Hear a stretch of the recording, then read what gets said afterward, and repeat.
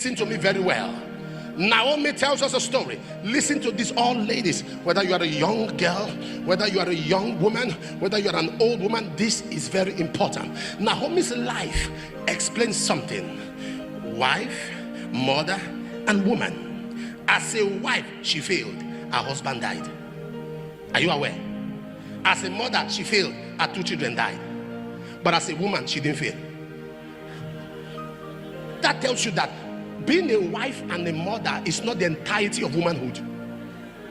Because there are so many women who think that what makes the entirety of the feminine gender is being married or having children. Even if you fail as a wife, you may have failed as a mother, don't fail as a woman. There is something about your life that is beyond marriage. There is something about you, woman, that is beyond having a child. Naomi lost her husband, so marriage was miserable. She lost her 2 children. Childbirth was miserable. But there is something about womanhood that is beyond just having a baby, that is beyond just getting married. A lot of women stop their dream, stop their career, stop their destiny after marriage, after childbirth. There is something about your femininity. There's something about you being a woman. It's beyond just having a child.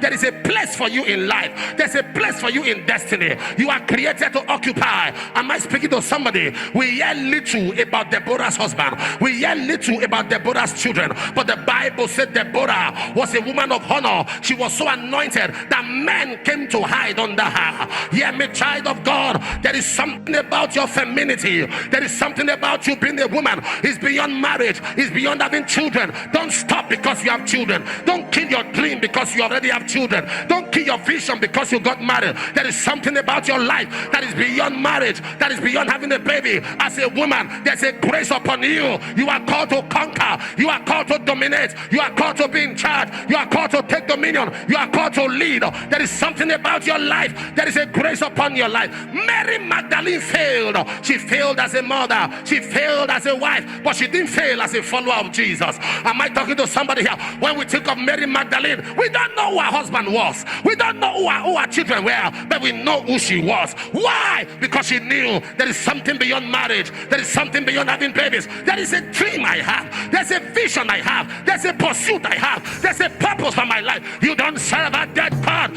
You serve a mighty God. He's the same yesterday. He's the same today. He's the same forever. When God says yes, no man can say no. When God lifts you up, no man can bring you down. God is on your side. Power is on your side. Hear me, every woman here. There's a vision for your life. You will fulfill that vision.